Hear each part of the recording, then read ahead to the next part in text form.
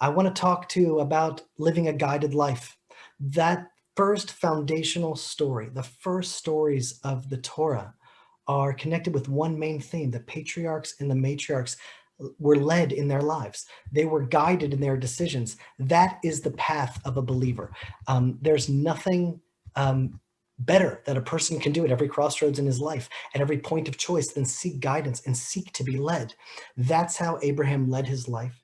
And his example still shines for us today. So it's like, do you decide or do you ask? Like, what do I need to do next in my life? What do I need to do today?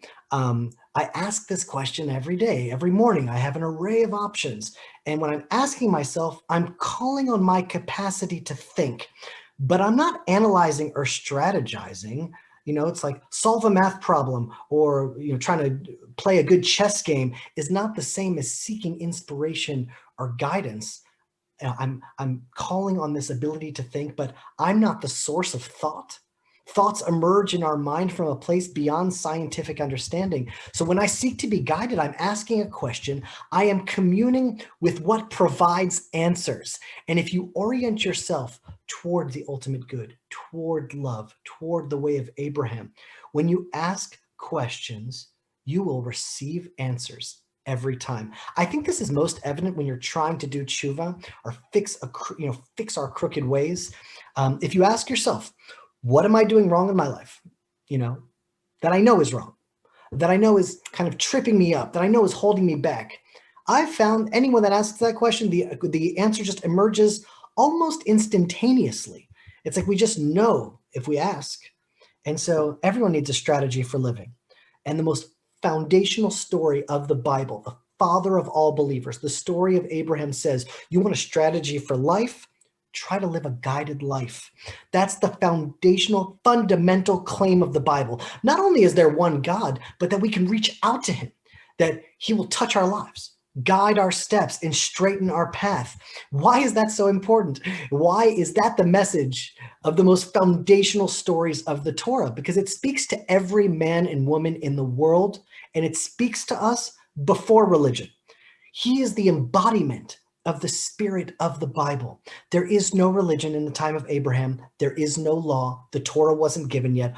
All Abraham has is a seeking heart and a developing relationship with God. And you know what?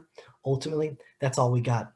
We have a seeking heart and a developing relationship with our Creator. That's why Abraham is still our father and still our inspiration. And as students of the Bible, we really need to ask that question, like, why wasn't Abraham just given the Torah and let him pass it down to his children? And, let's make sense of it.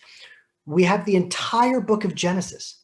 We have righteous men and women who are living in an intimate relationship with God, who are dedicated to the good, who live out this covenantal, committed life, but don't have a religion and don't have a law.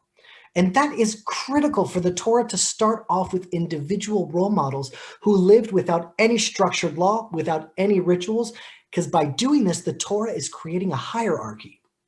Had we started off with the law, a divine law, nothing could ever supersede that. It's like, we got the law, that's what you're going to do no matter what. But that's not what happened. We had generations of leaders, both men and women, that lived by the spirit of the Torah before the Torah was given. The law and religion is built upon the spirit that preceded the giving of the structured law. First, they lived a godly life. They lived as examples of what it means to live in a covenant, in a committed relationship, committed toward the ultimate good, committed to love. The ancient name of the book of Genesis is Sefer HaYashar, the book of the upright, because you can live by every single command, custom, and ritual in the book, and you can still be a lousy human being. And we have the book of Genesis, Sefer HaYashar, to teach us how to walk straight, how to be upright, how first the Torah sets in place the spirit of the Bible. The spirit of the Torah sets up examples of believers who live upright, who pave the path for us to learn and to follow. It says all families of the earth will be blessed through Abraham. In some ways, Abraham's legacy, his message, is that blessing. Living a guided life has nothing to do with religion. Wherever you are, whatever you believe, we're all on a journey. And the Torah is teaching us that in reaching out to God from your place, wherever your place might be, you will be led in your life. Abraham was brought up in a home of idol worship. He leaves Haran at the age of 75. He's childless, not very wealthy, so far from anything he was dreaming of. And I mean, it's like Abraham's starting point was radically insufficient. And that is there as a hope for all of us. We all might be growing up in idolatrous, terrible Western cultures with Netflix and who knows what's influencing our thoughts and our minds. And in that environment, at an old age, without much hope, he started. And so should we. And so our introduction to Abraham, it's like abrupt. We don't know anything really about him. With Noah, we hear he's righteous, he's walking with God. Abraham, there's no, hello, how are you? Nice to meet you. There's like no background about our hero. There's nothing, there's just a command. Genesis chapter 12, verse 1 starts off the parsha, and it says, Hashem said to Abraham, go to yourself, maybe for yourself, lech lecha, from your land, from your relatives, and from your father's house, to the land that I will show you. Now, we need to understand this, that all the stories in the Torah, all of them are prophecies. All of there are wisdom encoded for all times. So his journey is the blueprint for all of our journeys through this world. And that's important from the get-go. Life, first and foremost, is a journey. It's an adventure. We're called to go beyond ourselves, beyond our comfort zone, away from our parents, finding our own way. Everyone has got to go on their own journey of self-discovery. Lecha. Go toward yourself. Self-discovery is at the heart of this world. A believer's journey toward God and toward Israel is really a journey of self-discovery. And if you look at the Hebrew, the word to yourself and walk are the same word. It's like telling us you can only discover yourself in your walk. It's like lech lecha, walk to yourself, go for yourself. But in the Hebrew, it's literally the same word. It's like as if you will find yourself in your walk.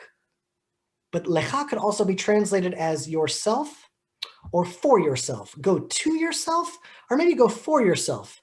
But maybe that means the same thing. Maybe there's like a secret in that it's both at the same time. The language of lech lecha, it's just grammatically off. It doesn't make sense. Go to yourself from the land that I will show you. So Rashi, the premier Jewish commentator from the 11th century, who really fuses the midrash, the oral tradition, into the simple reading of the text, he explains like the unusual language and the grammatical anomaly there. And he says, lech lecha, what does that mean, that go for yourself? He says, letovatcha v'lehanatcha.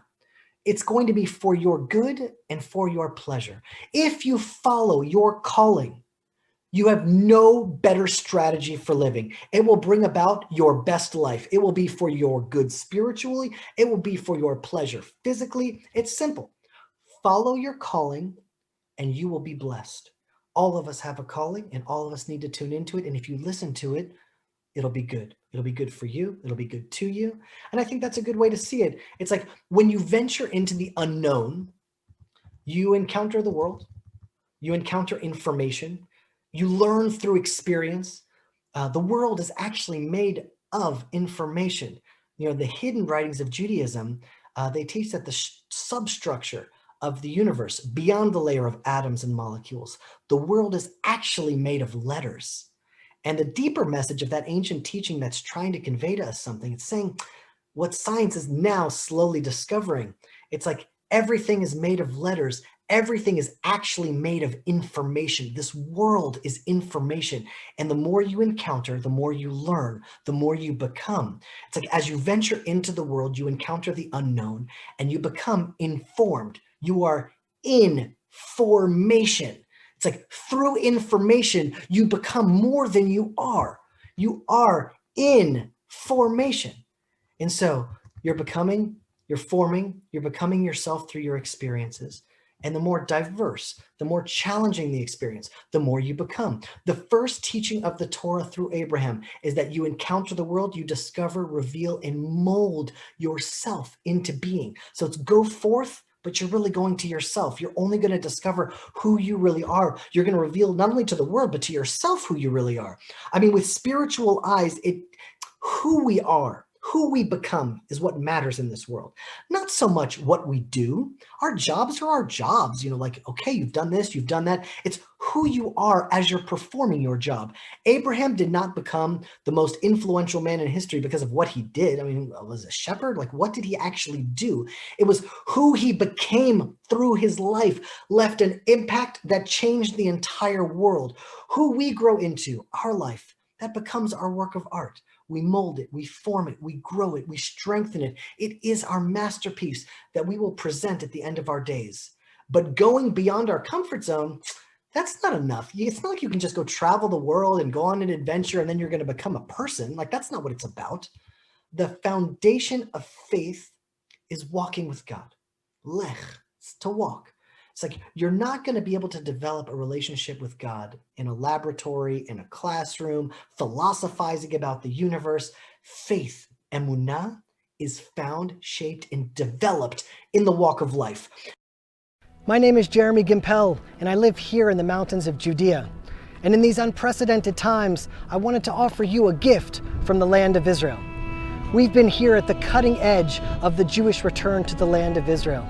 We've come to the place where King David first assembled his men and where he wrote most of the book of Psalms. We are quite literally transforming this desert mountain area into a Garden of Eden-like oasis. Watching prophecy manifest into reality, we felt called to reach out to the nations, to teach them lessons from the Bible in the original Hebrew, unlocking insights and understandings that you can only get if you read the text in its original language and from a Judean perspective. The prophet Zechariah spoke of a time that 10 men from all the nations will grab hold of the corner of a garment of a Judean man and say, "Take us with you, for we have heard that God is with you." Perhaps this is the time that the righteous among the nations will now make a sharp U-turn and reconnect to Israel, reconnect to Judea, reconnect to the Hebrew roots of the spiritual realities of this world. This is an invitation to join us at our next live gathering with hundreds of families from over 30 countries around the world. And if you register now, we'll give you a free gift from Israel, the first 5 sessions that unlock the secrets of the Hebrew Bible and how to live as a believer in these times. I hope to see you at the Land of Israel Fellowship. Shalom.